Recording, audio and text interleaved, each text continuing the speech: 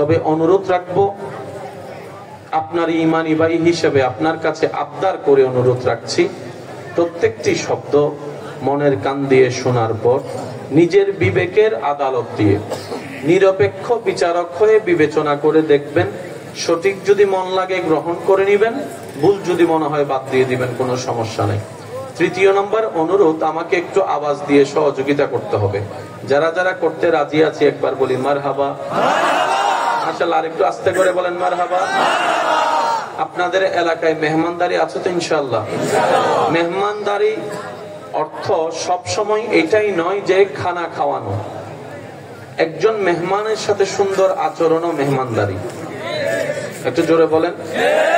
পথ চিনছে না, পথ দেখিয়ে দিয়েছেন, এটাও মেহমানদারি। একজন মেহমানের দিল খুশি করা, এটাও বড় মেহমানদারি। তো আমি আবদার করে সবার নিবেদনে রাখবো, যে যেখান থেকে শুনতে পাচ্ছেন মনের কান দিয়ে শোনার চেষ্টা করবেন। সচরাচর মানুষ শুনে চামড়ার কান দিয়ে, কিন্তু আমি আবেদন করেছি আপনাদের কাছে মনের কান দিয়ে শোনার জন্য। তো চামড়ার কান আর মনের কানের পার্থক্যটা কি? চামড়ার কানের একটা বদ অভ্যাস হচ্ছে একদিক দিয়ে ঢুকলে কথা বলেন, আরো জোরে বলেন না রে ভাইয়া। চামড়ার কানে একদিক দিয়ে ঢুকলে কথা, আরেক দিক দিয়ে, সেজন্য মা বাবা একদিক দিয়ে যা বলে ছেলেরা মেয়েরা একদিকে শোনায়, আরেকদিকে বাইর করে। কথা বলেন না রে ভাই। টিচারের কথা মনে থাকে? বলেন না, টিচারের কথা মনে থাকে? মা বাবার উপদেশ মনে থাকে? বড়দের উপদেশ মনে থাকে? বড়দের আদেশ মনে থাকে? কিন্তু 5 বছর আগে কে গালি দিছিল শুধু এটা মনে নাই, তার নাম, তার ঠিকানা, কি বারে, কয়টা বাজে, কোন জায়গায় খারাপ ব্যবহার করছে, সব মনে রাখে, সব মনে রাখে। 30 বছর পর হলো সেই কথাটা কিন্তু সে আঙ্গুল তুলে দেখিয়ে দেয়। কথা বলেন ঠিক কিনা? এক সপ্তাহ আগে ছাড়ের আদেশ মনে রাখতে পারলাম না, 5 বছরের আগের সেই ঘটনা কেমনে মনে রাখলাম? মনে রাখবেন, যা কান দিয়ে শোনা হয় তা আরেক কান দিয়ে বের হয়ে যায়, আর যা মনের কান দিয়ে শোনা হয় তা মরণ পর্যন্ত স্মরণ থাকে। আমরা বোকামিটা করলাম কোথায়? উপদেশের কথা শোনা দরকার ছিল মনের কান দিয়ে, গালি পচা কথা শোনা দরকার ছিল চামড়ার কান দিয়ে। আমরা করে ফেলছি উল্টা। ভাই কথা বলেন না রে ভাই, করে ফেলেছি উল্টা, যার কারণে ওই পরিবর্তনটা আর হয় না, যে পরিবর্তনটা যে পরিমাণ, যে মাপের, যে স্টাইলের হওয়া দরকার ছিল। তাই অনুরোধ রাখছি সবাইকে মনের কানটা খোলা রাখার জন্য। পারবো ইনশাআল্লাহ? আল্লাহ আমাদের সকলের এই মহাব্বত কবুল করুন।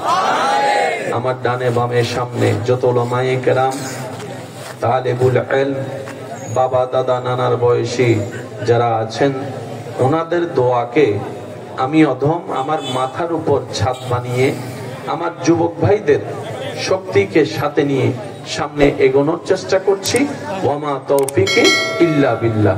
আমাকে সাপোর্ট দিতে পারবেন তো? আওয়াজ দিন ইনশাআল্লাহ। কে কে পারবেন একটু 2 হাত তুলে দেখায় বলেন তো।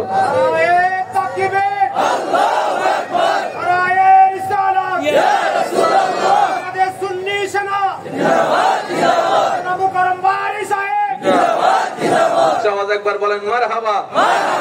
আজকের আলোচনা চলবে 50-50। আমি করব 50, আমার ইমানি ভাই যারা আছেন আপনারা করবেন 50। পারবেন ইনশাআল্লাহ? মাইকের আওয়াজ এই মুহূর্তে যত দূর যাচ্ছে, যে যেখান থেকে শুনতে পাচ্ছেন, গভীর মনোযোগ। বলা তো যায় না আল্লাহ কার কোন কাজ দিয়ে হেদায়েত লিখে রেখেছেন। কথা বলেন ঠিক কিনা? এবার আসুন, আজকে আমরা সবাই সমাজে, পৃথিবীতে যেই পরিচয় নিয়ে চলি, সেই পরিচয়গুলোর মধ্যে সবচাইতে দামি 2টা পরিচয় আমাদের আছে। একটা হচ্ছে আমরা রব্বুল আলামিনের বান্দা, আরেকটা পরিচয় আমাদের নবী রাহমাতুল লিল আলামিনের উম্মত।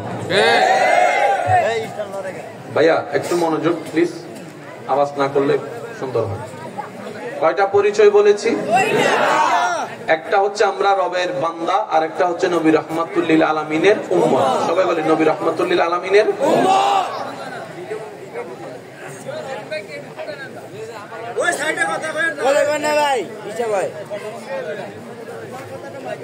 এটা আমার না, আমার জায়গায় যে কেউ বসলে সবারই হবে। আউটসাইডের আওয়াজ আসলে মনোযোগ নষ্ট হয়ে যায়, সবারই হয়, কমন ব্যাপার। এবার শুনেন, আল্লাহ তাআলা সব কিছু বানাই ফেললেন শুধু আমাদেরকে ছাড়া। আমাদেরকে বানাই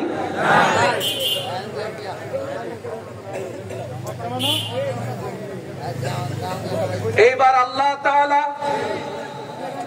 সবকিছু বানানোর পর ইরাদা করলেন নিজের খলিফা বানাবে। একটু জোরে বলি না সুবহানাল্লাহ। আগে আপনার দামটা তো আপনাকে বুঝতে হবে, তাই না? তারপরে আপনি চিন্তা করবেন কার সাথে মিশবেন, কোথায় বসবেন, কোন জায়গায় পা রাখবেন। নিজের দামই যদি না বুঝি তাহলে তো যেই সব জায়গায় বন্ধু বানাই ফেলতে পারি। কথা বলেন ঠিক না? মনোযোগ দিয়ে শ্রবণ করবেন। আল্লাহ তাআলা সবকিছু বানানোর পরে মানুষ বানানোর ইরাদা করলেন। এবার আল্লাহ তাআলা কি করলেন? ফেরেশতার মধ্যে জিবরাইল ফেরেশতাকে ডেকে বললেন, জিবরাইল, আমি পৃথিবীতে আমার প্রতিনিধি পাঠাতে চাচ্ছি, তুমি দ্রুত একটা মিটিং ডাকো, ফেরেশতাদের সাথে আমি আল্লাহ আলোচনা করব। ভাইয়া আলোচনা করবেন কে? জোরে বলেন না। মিটিং করবেন কে? কোন আল্লাহ? যেই আল্লাহ মিটিং করা ছাড়াই আদেশ দিয়ে আসমান বানিয়ে দিয়েছেন। সুবহানাল্লাহ। যেই আল্লাহ কোন বললেই ফায়াকুন হয়ে যায়। আল্লাহ তাআলা আদেশ দিয়েছেন জমিন হও, জমিন রূপে চলে আসলো। আল্লাহ আদেশ দিয়েছেন আসমান হও, বলার সাথে সাথে আসমান হয়ে গেল। সে আল্লাহ বানাতে চাচ্ছেন কাদেরকে? বলেন না আমাদেরকে। কাদেরকে? মিটিং করতেছেন কার সাথে?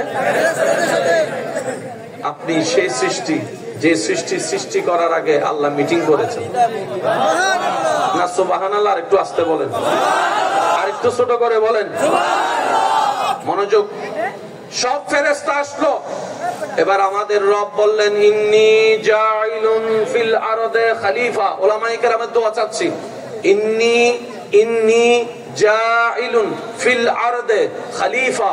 এই ফেরেশতাকুল, আমি পৃথিবীতে আমি রবের প্রতিনিধি পাঠাতে চাচ্ছি, মানব সৃষ্টি করতে চাচ্ছি, তোমাদের মতামত কি? সেই দিন সমস্ত ফেরেশতারা এক বাক্যে বলেছিল, আল্লাহ, খামাকা নতুন সৃষ্টি বানানোর দরকার কি?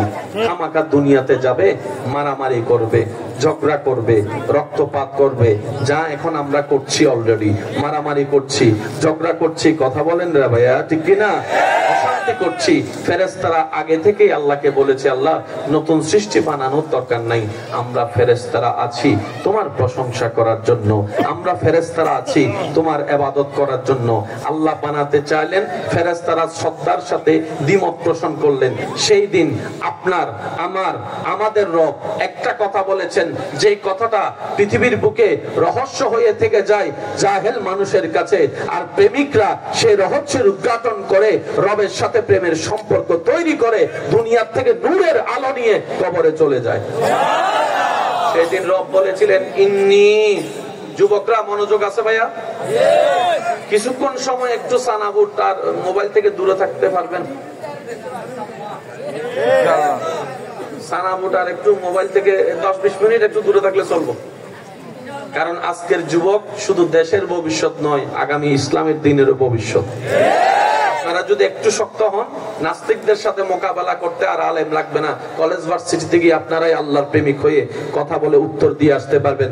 এমনও হতে পারে আপনাদের কথা শুনে ওই নাস্তিকরা ভুল বুঝে ভুলটা স্বীকার করে আবার ইসলামে চলে আসতে পারে। এজন্য যুবক ভাইদের একটু মনোযোগ, আপনাদের বেশি কষ্ট দিব না আমি। আল্লাহ তাআলা বললেন, ইন্নী আ'লামু মা লা তা'লামুন। আমি রব যা জানি তোমরা ফেরেশতা তা জানো না। তার মানে যতই বাঁধা দে আমি আল্লাহ বানাবো।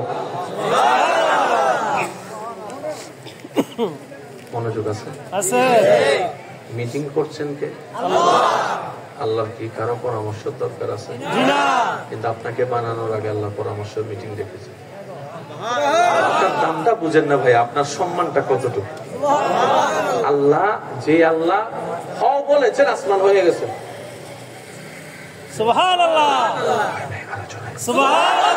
যে আল্লাহ হ বলার সাথে সাথে জান্নাত হয়ে গেছে, সেই আল্লাহ আপনার আমার মতো 3.5 মানুষ বানানোর আগে ফেরেশতারে মিটিং ডাকছে। ফেরেশতারা আমি বানাইতে চাচ্ছি, তোরা কি বল? ফেরেশতা বলে আল্লাহ দরকার নাই, মারামারি করবে, কাটাকাটি করবে, রক্তপাত করবে, দুনিয়াতে অশান্তি করবে, দরকার নাই। আমরা আছি তোমার ইবাদত করব, আমরা আছি তোমার জিকির করব। আল্লাহ বলেছিলেন আমি যা জানি তোমরা তা জানো না, তার মানে তোরা যা মনে করতেছস আমি তার জন্য বান্দা বানাচ্ছি না, অন্য একটা কারণে আমি বান্দা বানাচ্ছি। তার মানে তোরা যতই মানা কর আমি বানাবো। মিটিং এবার ফেরেশতা মনে মনে কি কয়?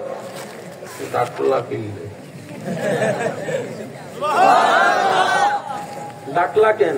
যদি বানাইবা আগে থেকে সিদ্ধান্ত তোমার হয়, নতুন করে ডাইকা। সেজন্য মনে রাখবেন কিছু কিছু জায়গায় জানার পরও চুপ থাকা উত্তম। ওলামায়ে কেরামের জবানে বারবার শুনেছেন, শুধু স্মরণ করিয়ে দিচ্ছি। সাহাবায়ে কেরামকে নবী জিজ্ঞেস করলেন, এ আমার সাহাবা, আজকে কি হজের দিন নয়?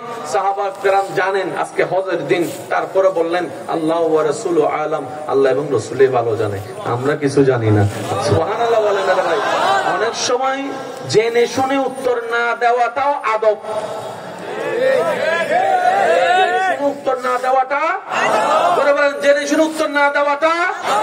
সেজন্য হাদিসে প্রায় জায়গায় দেখবেন সাহাবারা বলেছেন আল্লাহ এবং রাসূলই ভালো জানে, আল্লাহ এবং রাসূলই ভালো জানে, আল্লাহ এবং রাসূলই ভালো জানে।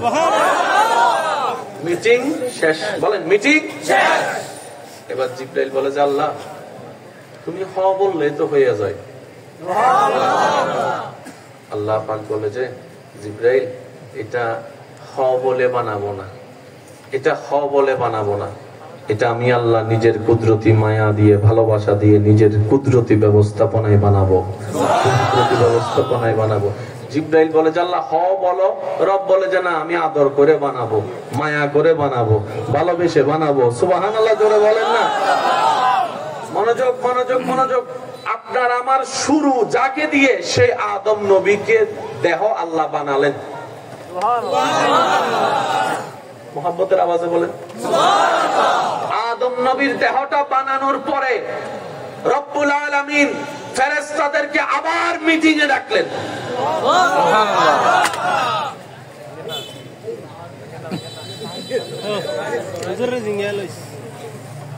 একবার বলি আলহামদুলিল্লাহ। আপনারা হয়তো খেয়াল করছেন আমি প্রত্যেকটা সেকেন্ডকে গুরুত্ব দেওয়ার চেষ্টা করতেছি। আপনারা আমাকে সাপোর্ট দিলে ইনশাআল্লাহ আমিও বলতে স্বাচ্ছন্দ্য বোধ করব।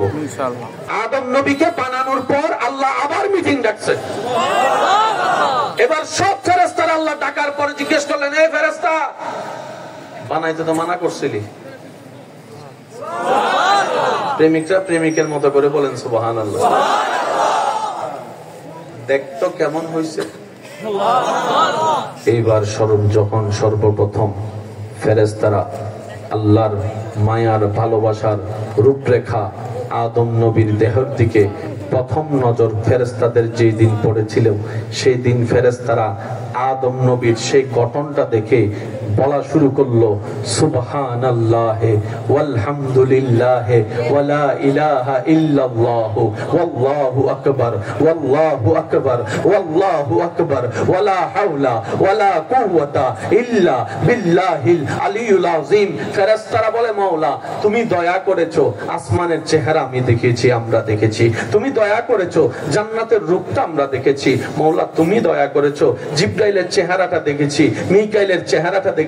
সুবহানাল্লাহ বলতে থাকেন না? ইসরাফিল কেমন সেটা দেখেছি, আজরাইলের রূপরেখা কেমন সেটা দেখেছি, পৃথিবীর ধরন কেমন দেখেছি। আল্লাহ তোমার দয়ায় তোমার অনেক সৃষ্টি দেখেছি। ফেরেশতারা এবার বলে আল্লাহ আমাদের চোখে তোমাদের সৃষ্টিতে এই আদমের মতো এত সুন্দর সৃষ্টি আর দেখি নাই, এত সুন্দর সৃষ্টি আর দেখি নাই, এত সুন্দর সৃষ্টি আর দেখি নাই। সুবহানাল্লাহ আলহামদুলিল্লাহ ওয়ালা ইলাহা ইল্লাল্লাহু ওয়াল্লাহু আকবার ওয়াল্লাহু আকবার ওয়াল্লাহু আকবার ওয়ালা হাওলা ওয়ালা কুওয়াতা ইল্লা বিল্লাহিল আলিয়্যিল আযীম। সেই রূপটাই পেয়েছেন আপনি, আমি, আমরা। সুবহানাল্লাহ। আল্লাহ সৃষ্টিতে সবচেয়ে সুন্দর আপনি। সুবহানাল্লাহ। এবার অনেক ভাইরা আমাকে বলবে, ভাই আমাদের ভিতরে তো অনেক কালাও আছে। কারণ আমাদের বেশিরভাগ মানুষের মাথায় বসে আছে সুন্দর মানে ফর্সা, অসুন্দর মানে কালা। কালো যদি এত অসুন্দর হয়, সবাই কাবার গিলাপ দেখার জন্য পাগল কেন? সুবহানাল্লাহ শুনি না। কালো যদি এতই অসুন্দর হয়, এক নজর যখন কাবার দিকে প্রথম পড়ে, যারা সরাসরি কাবা দেখেছেন এমন কেউ থাকলে একটু হাত তুলেন। মাশাআল্লাহ, তুলেন তুলেন তুলেন তুলেন। এই আমার ভাইরা সাক্ষী দিবে, আপনারা একটু হাত নামান, ওনাদের সাক্ষীটাই আপনারা শুনবেন।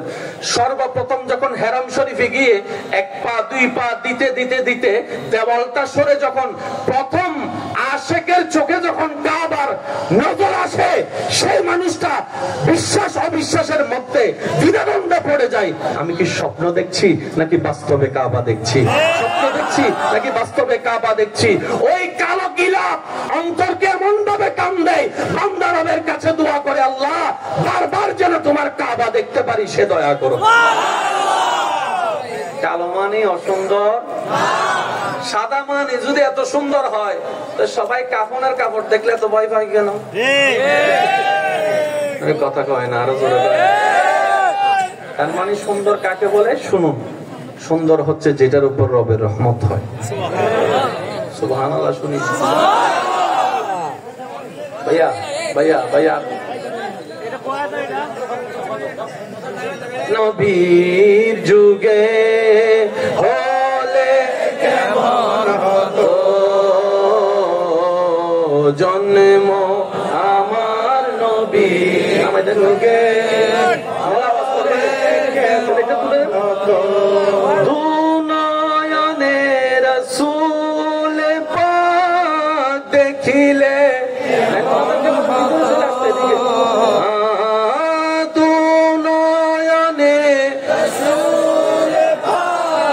দেখিলে কেমন হতো জন্ম আমার নবীর যুগে হলে কেমন হতো। উচ্চ আওয়াজ একবার বলেন মারহাবা। পর্দার বাইরে যারা ভাইয়েরা আছেন, আপনারা আপনাদের এলাকা যেহেতু আপনারা ভালো বুঝেন কিভাবে কি করলে সুন্দর হয়, আপনাদের উপর ছেড়ে দিলাম। আওয়াজটা যেন না হয় এটা একটু চেষ্টা করেন, বাকিটা আপনারা যেভাবে সুন্দর হয় আপনারা সেভাবে করেন। একবার বলেন মারহাবা, আরো জোরে বলেন মারহাবা। মনোযোগ আছে? লক্ষ সাদাওয়ালা যা করতে পারে নাই, রাসূলের একজন সাহাবা বেলাল হাবশী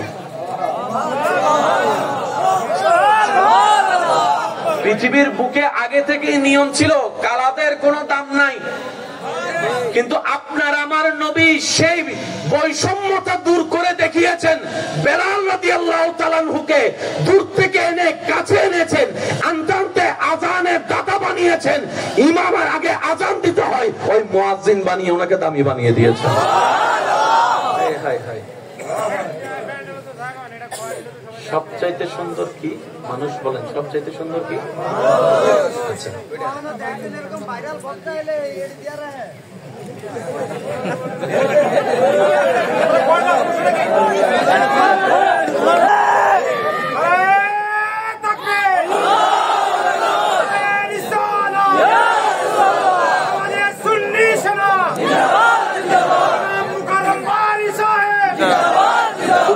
একবার বলেন মারহাবা।